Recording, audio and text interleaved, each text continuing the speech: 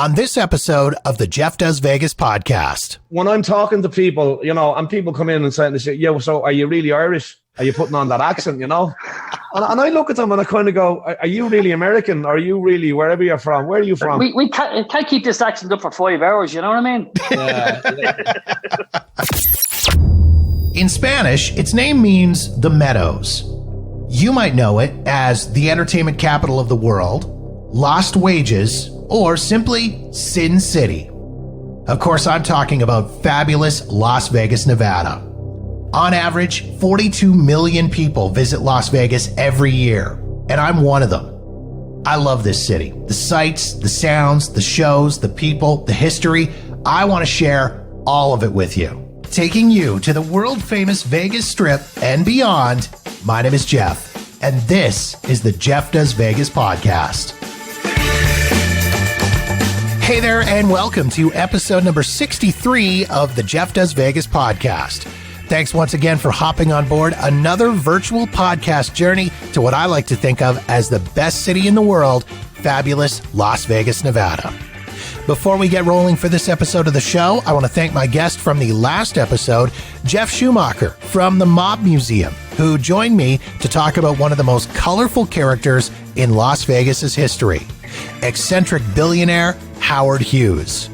We took a deep dive into Hughes' time in Las Vegas, from his unannounced arrival by train in November of 1966 to the multiple hotels and casinos he purchased during his time in the city, and his equally mysterious departure in late 1970. We also chatted about some of those legendary Howard Hughes myths. If you haven't listened as of yet, jump into the archives wherever you get your podcasts and search out episode number 62. Howard Hughes, aviator, innovator, and Las Vegas legend. Or head to the website at jeffdoesvegas.com. All right, on to the show.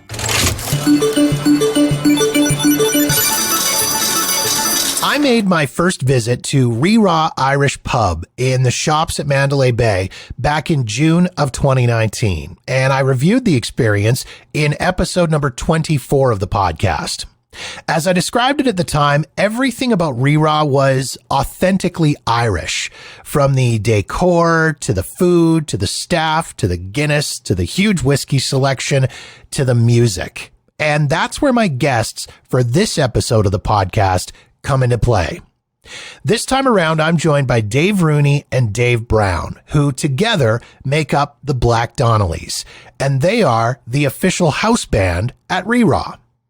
Over the course of our conversation, we talked about their growing up in Dublin and the band's origins in Ireland, how and why they made the move to Las Vegas, the various Guinness World Records that they hold, some of the celebs who've joined them on stage at Ree-Raw, their brand new documentary, An Irish Story, This Is My Home, and of course we talked pandemic and how they've been keeping busy during the Vegas shutdown.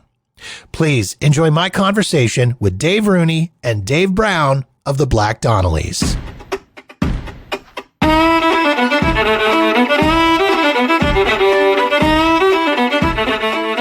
I started off just playing complete, total original music since I was 12 or 13 in a whole heap of bands with different musicians and blah, blah, blah.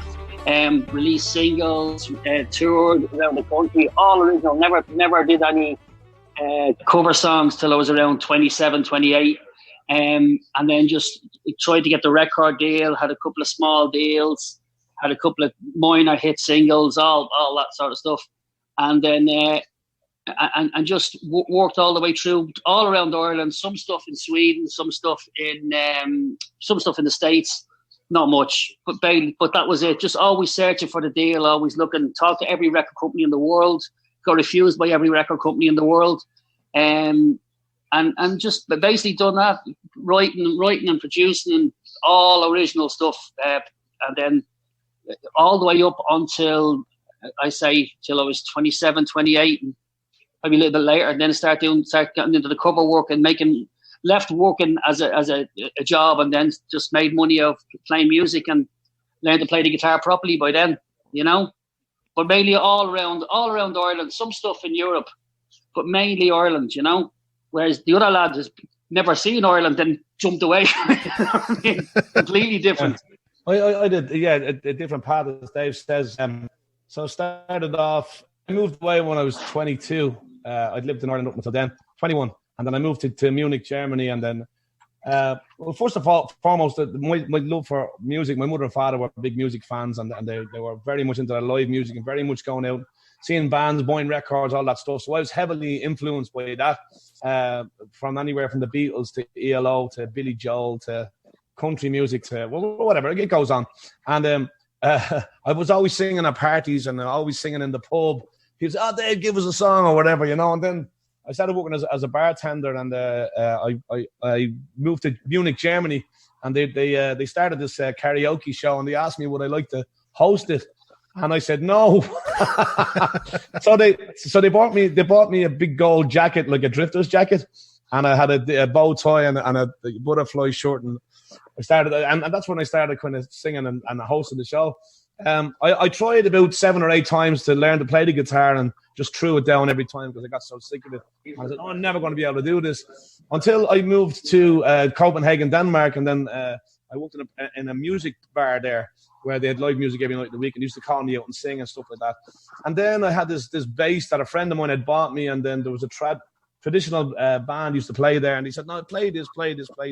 Sit down in one of the sessions one day. I was trying to actually sell the bass guitar one day, and I sit down in the session. I learned how to play bass, and obviously I've been singing since I've been about 10 anyway, so I knew I could sing, But and from there, my first gig was my 26th birthday in 1996, where I left.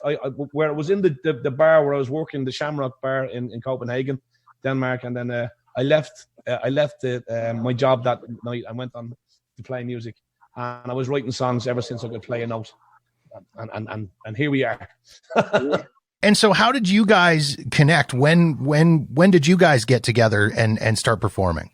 So I moved down to Mallorca, and I played down the holiday resorts down there, and then moved down to Lanzarote, which is an island, a Spanish island off the coast of Morocco. And it's a popular Irish destination. And I was playing in a bar there called Cú Chulain's. And Dave was over with another guitarist and their girlfriends at the time. And we got talking, and we had mutual acquaintances, and we started talking about stuff. Then Dave had been over and back then about 4 or 5 times. And by then, we'd become friends as such. And I was telling him that I was thinking about moving back to Ireland after being away for so long. Because I ultimately left when I was 21. I moved back when I was 36. So, so that's where we met. And then he said, well, I've got a couple of gigs at home. I'm managing this young guy who was a guy called George Murphy. And he says, I've got a couple of gigs. The first gig was the O2 in Dublin. Well, it was called The Point then, but the O2 or the 3 Arena. And he says, so we opened for Madness, the popular band. And that's how we ultimately started playing together. I was doing some work for Sony, and I was actually out fishing for new songs, original songs for the second album. First album had gone triple platinum in Ireland, and I was looking for other songs. And then when I got talking to Dave, he gave me 3 songs. I think Silver Lining would be one of them. Was that one of them? Yeah, Tara Street, and then This Is My Home, and which is mad because I went and I got Dave over and we demoed it. I had a studio at the time, and we were shopped at the Sony, and. It just wasn't sitting. There was something not right with the song. Was obviously powerful and it was great, but it just wasn't sitting. Sony didn't take it, and a couple of other people didn't make this album. And as I always say, thank God it never made our album. Do you know what I mean? I think we do the best version of it anyway, But it would have been. We were hoping that we could get some stuff with Sony with us. Anyway, but that's how we met. We talked about music, done some stuff. Dave came to Dublin, decided he was moving home, and at that stage I was doing a load of pub gigs and small gigs, and then on original gigs as well. So I said, I'll jump in, and then we just started doing it, just started playing then together, and we jumped into all different. Quite loads of different musicians, different drummers, different singers, all sorts of people with us, Tell me a little bit about playing live music in Dublin, in the city of Dublin. I mean, there's something special about the music world in that city and the pub scene particularly. I mean, when we went to Dublin, we did we went through Temple Bar and we went through that whole area and everything. And then a friend of ours that was living there at the time, took us to her local. And what an experience to be there at a local on a Sunday night, where it's just such a cross section of age groups and people and musicians. And it really is it's something special in a really unique world, isn't it? Ireland is steeped in music. It's in our culture. It's right in the very fabric of who we are as people. It's in our personalities. It's all around us. We're brought into it. The other side of that is the pub culture is very, very thick. Very, very. It's a way of life. Everybody goes to the pub at the weekend. Everybody drinks, and then you got blue collar workers. We call them working class, whatever. Everyone comes together like that. There's a pulse in Dublin or in Ireland. There's a vibe amongst people that resounds all around you. There's an energy there that's like nowhere else in the world. And I don't think Irish people are like anybody else in the world. We're very, very unique in our way, our celebration of life, how we see things and how we respond to one another. And we all want to get on and be happy. And that shows. Our personality shines through. So I'm not surprised that you say what you say you do, because most Americans and most Canadians and people outside of Ireland feel the same way. And they flock to the place. It's like an injection of personality they get, I was about 14 years playing in Temple Bar. My first world record was in the Temple Bar pub itself, where I did 114 hours straight, and with every musician in the place, right? But the thing about it is, and we were only talking about this the other night, it's like we as musicians are. I think sometimes we're too close to it, so we don't get we don't see what everyone. Not that we don't feel what everyone else feels, because to us, we're going in, we're playing, we're doing a job, we'll jump to the next gig. Like at one stage, we were doing 5 shows a day, So you're not getting. I have friends of mine that go over like 4 or 5 times a year to Temple Bar, and they can't. Like they always say, "This is the best job in the world. It's so great. You come over and it's like us probably going out for a night in Nashville and New Orleans and go like, wow, this is great. And then you talk to musicians, they go like, oh man, I hate this shit. When you're away, but when we travel away, we go to other cities and go like, we're expecting a Temple Bar vibe, And then you go in and you go like, wow, I now see what people see in Temple Bar, and the surrounding areas. And I say the sessions on a Sunday night, the local session, when you're just part of it and you're just, there's nothing better for the size of a country that we are. We're so unique in that way, and it's a brilliant energy.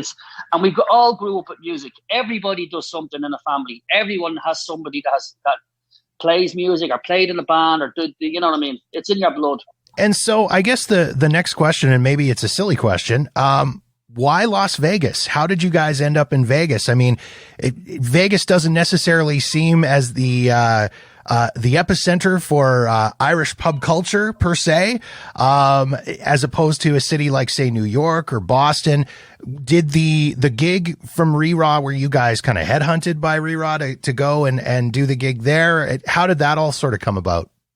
The people who ran the show in Reraw, they were actually over during the World Record. They asked me to go over when I play. It took me 3 times to come over. I came over, did a week. I was with another singer, and Dave was out doing some solo stuff in Europe. And I came back and I said to him, man, let's come out here with me and have a look at this. So we went back out again. When I landed from the first time, I got an email saying, please, can you come back out again? So we went back out, and then I said, Dave, come on out. So we've done 2 or 3 trips out here.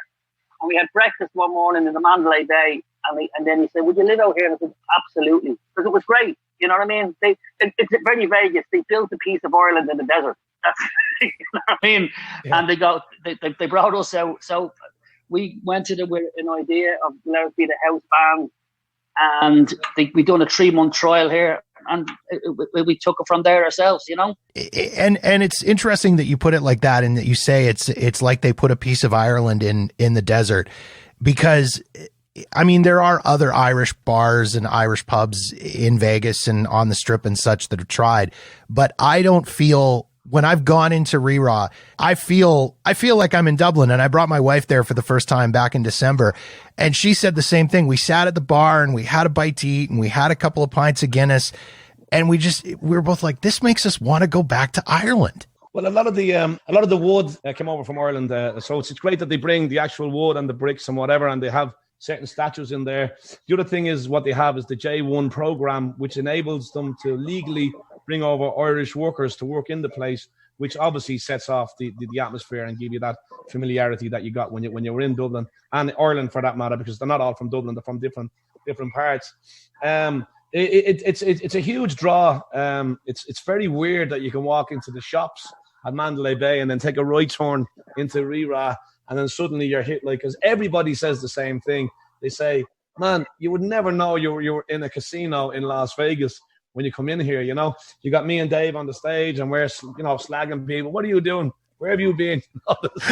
Just for fun. And you got all the Irish fare, you've got the whiskey and they've a great whiskey selection there as well, and the Guinness and so on. So they're all integral parts of what forms the Irish experience.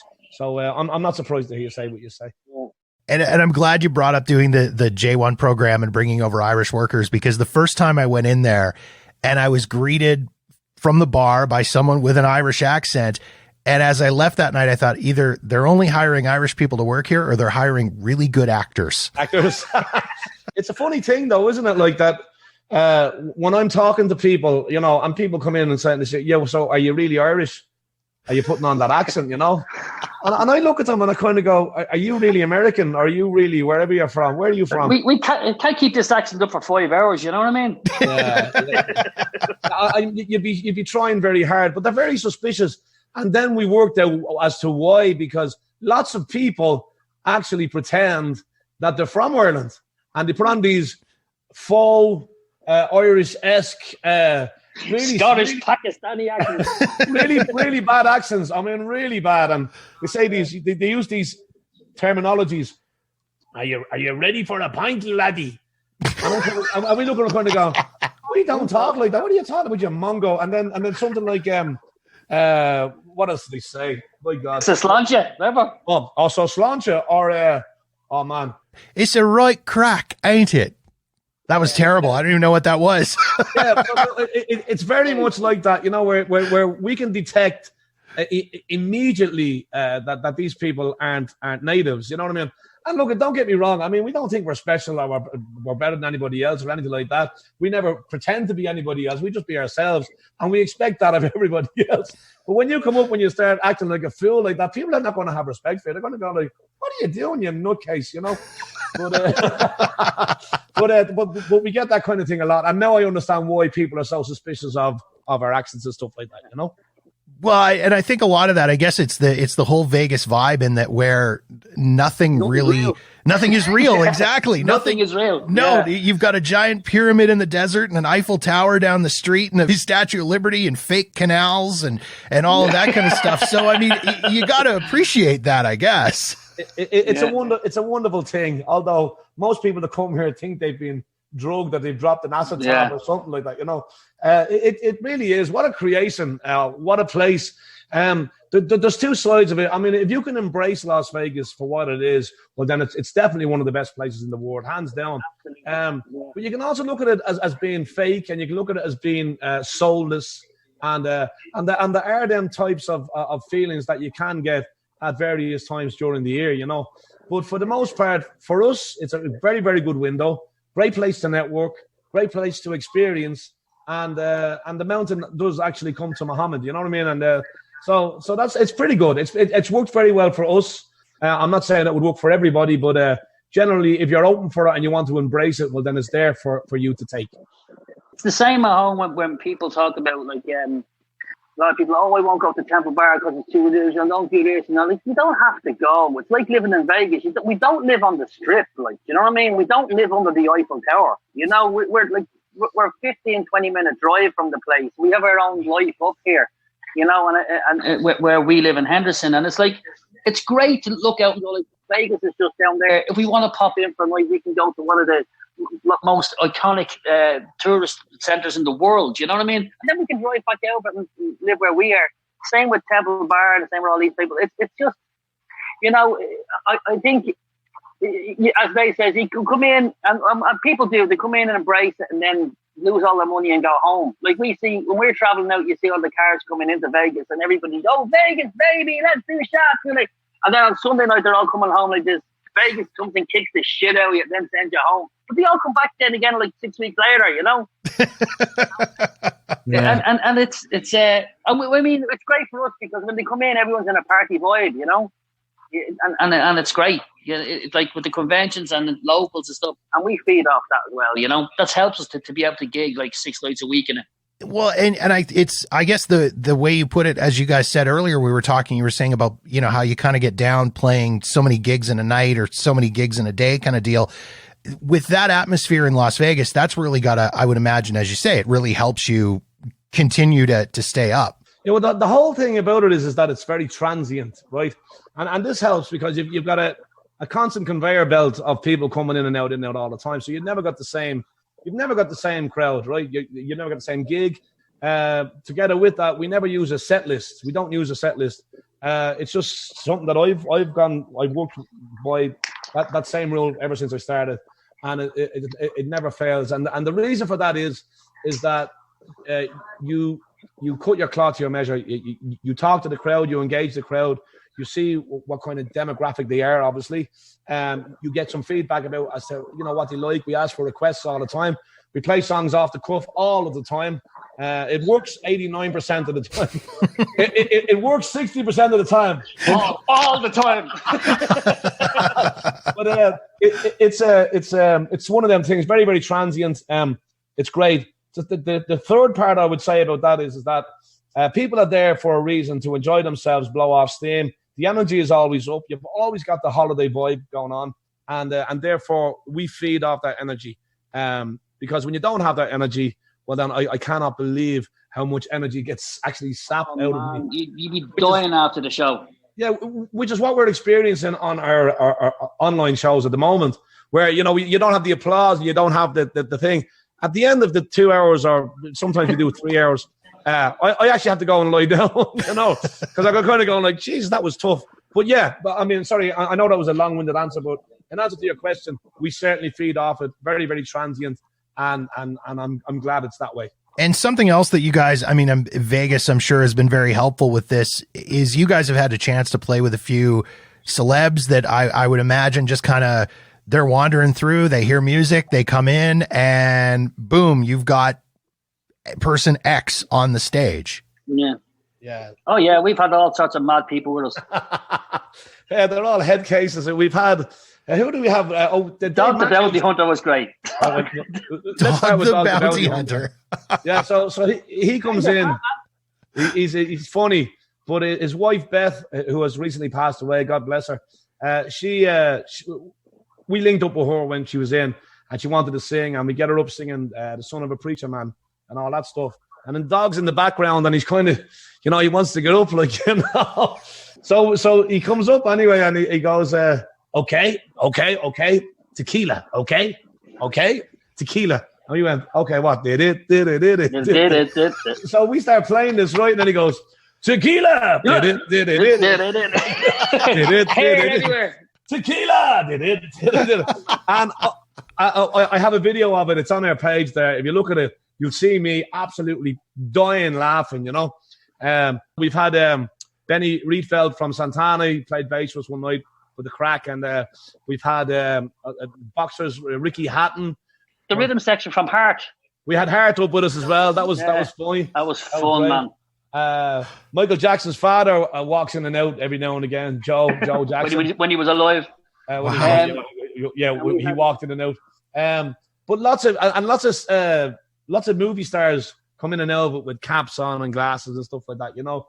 So we've had Entourage. We've had a lot of them actors in as well, and it's pretty cool in that way, you know. Dave Matthews is a really, really nice guy.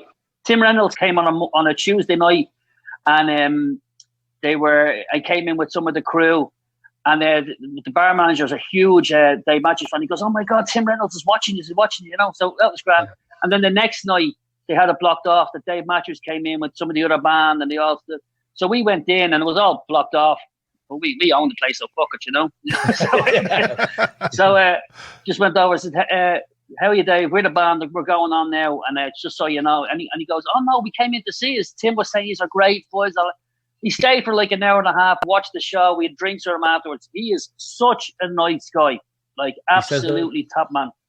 The Black Donnellys are badass. That was the caption of the evening. We got a great photograph of them holding our album, and it was really cool. Very, very nice indeed. You know. That's amazing. No, we have and then people from the strip like that work the strip. We had like they got boys from the Tenors of Rock come up, do a couple of songs with us.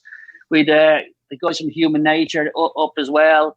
A couple of different guitar players and singers that with the Nashville Unplugged that goes on. All the guys that write for like Miranda Lambert and Garth Brooks, all the songwriters, they come up and jam with us. And they're so much fun. Like, so we get all them up, and that's always great, you know, when people come in and people like, oh, can I come up and sing with you? Yeah, absolutely, jump up, you know. No, we've no problem with that, you know. In my mind, that's one of the cool things about Las Vegas too, is the talent level of the people there that are just, it's off the hook. I mean, the people that are performing along the strip in the various, as you say, the various headliner shows like Tenors of Rock and Bronx Wanderers and Human Nature and shows like that. And then even just the quote unquote, just the lounge performers are amazing. Dave, who's our brass section play with? Oh, the Boys to Men. They play with, they play with all the big, anyone that's big. They played with Celine Dion. They played with any of the big shows that come in there. Our sax player jumped off the stage with Donnie Marie and came up and played with us. Yeah. And his teacher and who he played with was Steely Dan. Wow. Yeah. And he's a super player and a really nice guy. He has his own show down Opium on the strip. Brilliant fun. Yeah, they're great. They're great musicians. So we use them for the bigger shows and stuff like that. But every now and again, they come in. So just for a rebuffer for ourselves to keep our chops up as far as, you know, having a bigger band situation going on. We did a big Paddy Fest gig where we headlined an Irish festival in Lake Havasu City in Arizona. And it was a huge success. We had about 7,000 people there. And it was a big band. We had a fiddle player, horn section, bass, drums and guitar. And we had box players and solos and other sorts of bands. At the end, we had a big free-for-all, you know what I mean? And there's a great video of that on our Black Donnellys page as well. So you can check that out as well. But it's a great sound. And our drummer was Les Warner, who's a Hall of Famer. He was the drummer with the Cult. With the Cult, yeah. Wow. That's great. Yeah. That's amazing. Something I wanted to hit on earlier that I forgot to ask about is the name, the Black Donnellys. This is I thought, you know, there's got to be some kind of historical connection. There's a Canadian connection in there with that name. So how did you guys settle on, and it's quite a tragic story. I'm not going to tell the story because it's mildly depressing, but how did you guys settle on that as a band name? It's very, very, very simple story. And it's, we were, when myself and Dave were traveling around, and I used to get calls to play with different singers and different artists. So we would recruit a band, the drummer, the bass player, Dave's the bass player, and then we'd get like another guitars or keyboards or whoever it would be. And we would back these people who would like being on like the equivalent of The Voice, or they had got signed a recent deal and they needed the band to go out quick. And so that's what we would do. But we found going around the country and gigging, every time we did it, we always after every show, someone would come and go like, so what's the name of the band? Can I hire the band? I don't need the rock star guy. I need, because it's cheaper to hire the band than this guy, because you guys are like, they did organize all the backing vocals, you know what I mean? And organize the harmonies, and then I'd be getting the musicians, organize and that's what we did. And then this guy would come out front, sound great. And then, so we were going around, my brother was a drummer, and he was going, we need a name for the band. We need, because people want to hire us, you know, and all that. I said, yeah. So he's sitting there and he's reading the book, The Black Donnellys, the story of the family, the Irish family in Lucan. And he said, this is a great name for a band. And we said, what is it? So he started telling us the story. So we researched the story. We needed a name, like, so if you were working with somebody, say you work with Dave Matthews and the Black Donnellys, you know what I mean? It was like Tom Petty and the Heartbreakers. We were the Heartbreakers. That's what it was. And then we got stuck into the story and we learned, and obviously it's an amazing story. I think they wanted to use one of our tunes on one of the independent movies and stuff like that. And yeah, we read up on it. And then and lots of stuff has happened around the name. So that's exactly how I came across. So we're playing one night, and then this guy comes up and he goes, "Are you Donnellys?" And I said, "No, I'm Dave Rooney. That's Dave Browne." And he goes, I'm the great grandson of the original Black Donnellys. I said, "Oh, The really?" one that survived. The one that got away. He's the grandson of that one that got away, or the great grandson of that one that got away. He was actually, and he started talking. Very nice guy. He started talking about he's a powerlifter. He's a world record breaking powerlifter. And what was his name? Dave as well. So there was Dave, and Dave. You know, and he was born in the 70s as well. I said nobody. I think everyone was high. I just call him Dave. Yeah. So many Daves everywhere you go. It's incredible. Like, you know, what a name to you know. Well, there you go. But that was crazy though. You know, this is a crazy part of the story. Anyway, at least you know. I implore anybody to look up the story of the Black Donnellys because, yeah, as you say, tragic and fascinating and unsolved and I mean, even to the point now where there's in that town they actually were suppressing the story and suppressing the history. There's people that lived there that had no idea or didn't learn about it until they were adults because they were there were still descendants of the people accused of the crime still living there. So the farm is still there and there's nobody living on it. Isn't that right? I believe that's right. Yeah. In the research and what I was looking at, it seemed, that's what it sounded like. Yeah. Just again, I implore anybody to look up the story because it's fascinating. Another interesting point about it is they've made a movie of it, as you probably noticed by now, and it's free to watch on YouTube. And the filmmakers contacted us to let us know that they'd made this movie of the Black Donnellys, which was nice of them. They didn't have to, you know. And to watch it, it's pretty good. It's very interesting. So just for anyone that would be interested in going to watch it, there's a free movie on YouTube. Definitely. I want to talk about the world records as well, because you guys, it's all these. As I was reading up about you guys and reading into your story, all these different world records. So first of all, tell me about the world records that you guys hold already, currently. The first one was the one I did in Temple Bar. It was 2011. I played for 114 hours straight. And that was with the obviously the help of all the Temple Bar musicians, and everybody came in and done a 2 or 3 hour set and on and off. And that was the first one, and that blew up for me and blew up for us all over the place. And then when we came to Vegas, it was part of the deal to get us there that we would do another world record, and that was 372 hours, the longest concert ever held, 15 days and 10 hours, which is insane. And we did it with the help of other artists as well. But we kind of we forged the attack on it and we fronted it. And I sang for 118 hours, I think, and I was very ill after it as well. And yeah, it was tough. I was falling asleep, standing up, playing it and stuff like that. But it was amazing to have everybody involved in it, and everybody the camaraderie that that it invoked was fantastic, and it caught the imagination of everybody. That we'd crazy PR numbers, like there was 237 million segments of information out there in the digital world about it, and we'd 90 TV news stations and we 200 news agencies that picked up the story. We got massive exposure through it, and that's really helped us, to get where we needed to get with regards to getting exposure here, with regards to getting our green cards, and to show that we had them kind of numbers, that we were people of extraordinary ability, which is the monocle of the green card that we're under, the EB1. And then this, of course, led to the most recent one with your documentary film, An Irish Story, This Is My Home. Another world record attempt on here. 60 shows, 50 states, 40 days. That's a lot of numbers. First of all, how did you guys get the idea for this? Was it, too many Jamesons and too many Guinnesses one night going, hey, you know what, let's do this? Or how did this kind of all come about? That was about the fifth idea for the world record I had. We were playing and we were doing stuff, and it was like, we need something else. The music's not a problem. The songs, your man's writing songs all the time. So the songs is not a problem. The playing is not a problem. We need something different. So that was it.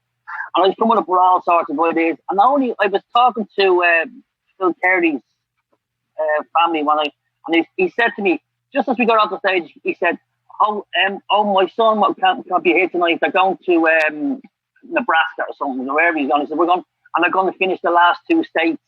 And I said, what do you mean? He says, yeah, he'll have seen all 50 states then. And I went, is that a thing? And he goes, oh, yeah, a lot of people talk about that. And I said, give me a minute. So I ran into the kitchen, Googled what's the record, and it was 50 gigs, 50 states in 50 days. I literally walked out onto the stage and said to him, man, I have a fucking great idea. And it's like, at this stage, it's like, oh, don't leave me alone, I'm going solo. So it's like, this is the thing. And it took a while, but I went through all the stuff and I think, we can do this, man. We can do this. We can hammer this record. You know what I mean? So that was basically it. And then we sat down and we put a load of it. We put like 6 or 7 months together of what we could do. And when you watch it and you see I know everyone said to us like, oh my God, you didn't plan this. We planned that as much as we could, but when you watch it, you see everything went wrong. So it's like it's an amazing, and even the stuff that you're seeing, that's I'd say about maybe 30 or 40% of the stuff that we could show. There's all the build up to it and everything else, and there's a backstory to it and all that. But that's basically what it was. We needed something else that we can do. So the biggest thing we do is, what's the biggest country we have is America. So let's do that, you know. So that's basically that was the idea. Amazing. And then there was drinking involved as well. Yes, there was lots of drinking involved. Unlike you. I was going to say there couldn't have not been drinking involved in coming up with this idea. You couldn't have done it otherwise. No way. You know, unbelievable. Just amazing. And so the idea of making a documentary out of this or turning it into a film, was that always kind of on the idea, or did somebody pick up on that and go, you know what, this would be a really great idea for a documentary? No, we had that. We sat and Dave was saying, we were saying we need to document this properly because we didn't do the last 2 properly. So that's what, and we had an idea. And then Dave met up with the director and took it from there. Yeah, we did a mutual acquaintance at the time, and he was saying, we might have somebody be interested in documenting this, you know, or making a movie out of it, you know. And I said, okay. So they put us together anyway. So I went to meet him, and I liked what he was talking about, and it seemed like a nice guy and all the rest of it, and great ideas. And he was out of he just moved here from Los Angeles, and he was linked up with the director of photography for it was a guy called Michael Tushouse, who is a 6-time Emmy Award winner, and you know, so we knew that we were in good company and stuff like that. So we set about getting the finance for it, trying to raise finance, looking for investors, all that kind of thing. An absolutely huge, gargantuan project to take on, never knowing that how much it actually took to pull something like this off. It was huge. Monster. And of course, I mean, it's streaming. There's details and info on your guys' website of where people can pick it up. But it's on Apple TV and it's on Amazon Prime and it's all over the place. Yeah, it's on my watch list for this weekend. I showed my wife the trailer as well, and she looked at it. Yeah, we need to see it. Yeah, we need to have a date night. We need to watch this and absolutely go over it. And drink heavily when you're watching it. I'll make sure I pick up an 8-pack of Guinness to throw in the fridge, so I'm all set there in that department. It's enjoyable. Though you will enjoy it. It's an absolute it's an experience, and it keeps you enthralled all the way through, and it's a great movie. I think it's great, you know. I'm delighted with the what it's doing to people, and people are compelled to come and tell us that, like, what they think of it, and so we're delighted the way it's going. So excellent. Let's talk a little bit about pandemic and pandemic Vegas and things like that. You guys have been keeping very, very busy throughout all of this. First of all, I mean, I've been different entertainers and different folks I've been talking to since I've kind of asked this question. I mean, what was your guys' first reaction when all of this started to go down? Did you kind of look at it and go, this is looking like this is going in a bad direction? Or did you think, this will blow over, it'll be fine? I think everybody thought it was going to be a blowover. I think everybody thought, it's the flu. What's everyone getting their knickers in a twist for, and all this kind of stuff. And then it hit, and it started to close down casinos, and you're getting news of people dying all over the place, and then we're kind of going, all right, this is actually happening. We got to March 16th. We had a huge week on biggest shows that we were going to do to date. We're booked, and various Paddy Fest thing. We did Fremont Street Experience. We Folktail Winery. We were singing the national anthem for the Vegas Knights on the ice. We did television set up. We did all this sort of stuff. So it was a real kick in the pants, and we just kind of went like, okay, this is serious. And here we are. What now? 7 weeks later. Mm-hmm. So it was tough. It was tough. Absolutely. But you guys have been keeping very busy too. And I think this is kind of what garnered my attention a little bit is the Facebook live shows that you guys have been doing are fantastic. I am loving this. And the thing that I love about it is that they're so casual. I mean, you guys are set up in your home. You got your gear set up there. Your families are wandering around in the background while you're doing it. What it actually reminds me very much of is, and Canadians will absolutely get this, a Newfoundland East Coast kitchen party. It's just people in their house playing their music and I love what you guys are doing. Oh, wow. It's nice. Nice that you say that. Thought that way, did you? No, not at all. And a lot of people have been saying that, and I have my daughter singing a song, and then we're shouting out to everybody, and then people are chiming in with their different requests and all that stuff. It's a nice kind of a party vibe and stuff like that, and it's certainly helping us, to do something and keeping you busy and occupied and all the rest of it.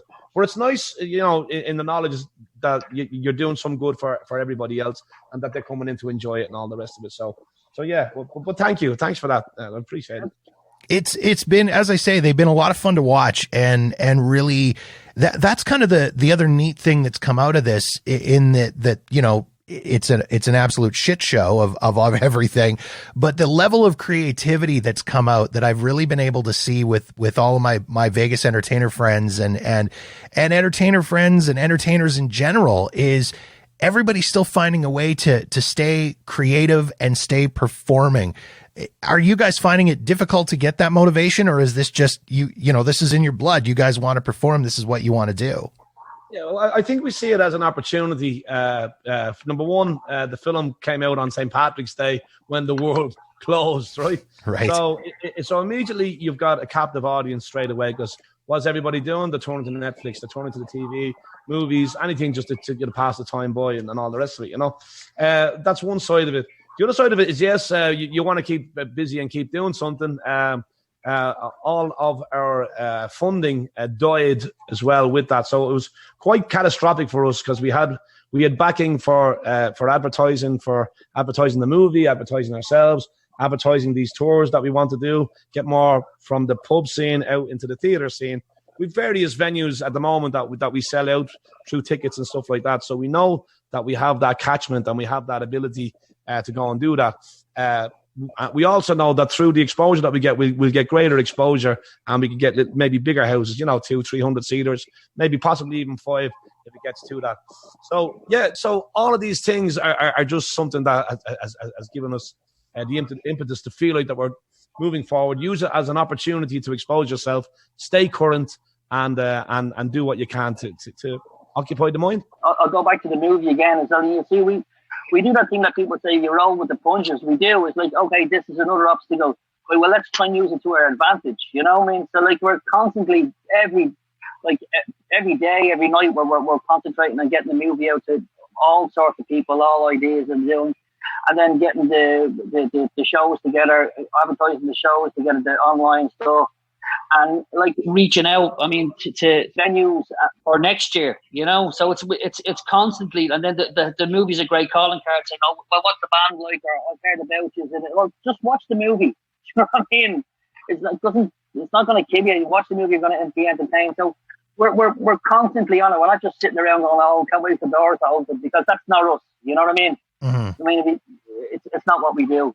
I was actually just talking to somebody there who had an idea about doing a massive gig somewhere, like I think we're playing on a roof somewhere, but we'll do anything, you know what I mean? So it's an opportunity to keep going. And as I say, I think the really incredible thing with all of this has been just seeing the way everybody has become creative and figured out ways to continue getting their work out and getting their music out and getting their artwork out. I think it's just been amazing to see. And that's one of the things that I love about about Vegas and about the people there and the community there and the entertainers there is you guys are just like saying, you know what, F it. I don't care what's happening. We're going to keep pumping out material and we're going to stay with it. So it's fantastic. So I'm happy to see you guys are continuing to do that and continuing to get stuff out. Where can people find you guys online? I mean, you're all over social media. You've got your website. You guys are all over the place. How can people get in contact with the Black Donnellys? Well, we got the blackdonnellysband.com website that will explain who we are, what we do, so on. If you want to buy the movie or rent it or stream it or whatever way you want to do that, it gives you multifaceted ways of doing that. We work straight off of Facebook, which is our mode of connection with people. It's easy. Everybody is on there. We're at the Black Donnellys Dublin. Simple as Facebook is the Black Donnellys Dublin. You go straight to our page there. We've got a Twitter, Black Donnellys Dub. We've got Instagram, Black Donnellys Dub as well. So you can easily get us there. So if you do watch the movie and you like the soundtrack to the movie, go over to bandcamp.com and you can download it and you can actually audition all the tracks. It's a 16-track CD, so it's like a double CD on one CD. It's one album. And you can get it there and then very, very, very easily. So, easily find us on, Facebook and bandcamp.com. Excellent. Well, guys, thank you again for taking the time to chat and jump on here with me today. Really appreciate it. And looking forward to being able to come to Vegas again and go to Re-Raw and party with you guys and tip a few pints and enjoy an evening of music, because we need it in such a big way. So I'm so looking forward to being able to do that. Brilliant. Thanks a million. Thanks a million.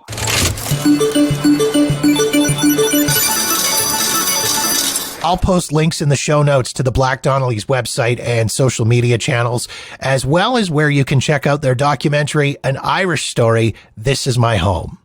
And if you want to learn more about the tragic real-life story of the Black Donnellys, from which the band derives their name and which we alluded to in our conversation, I've posted some links about that in the show notes as well. Please check it all out at jeffdoesvegas.com.